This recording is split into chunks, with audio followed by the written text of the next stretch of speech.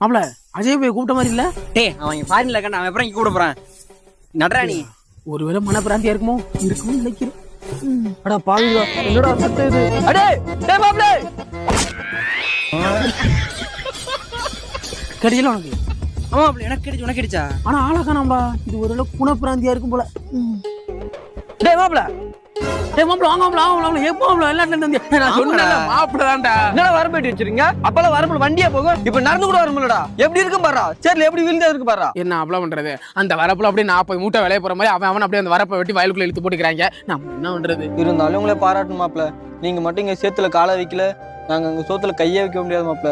உங்களுக்கு அது புரியுது மாப்பிள. இங்க ஒரு சில முட்டா பயிர்களுக்கு அதுவும்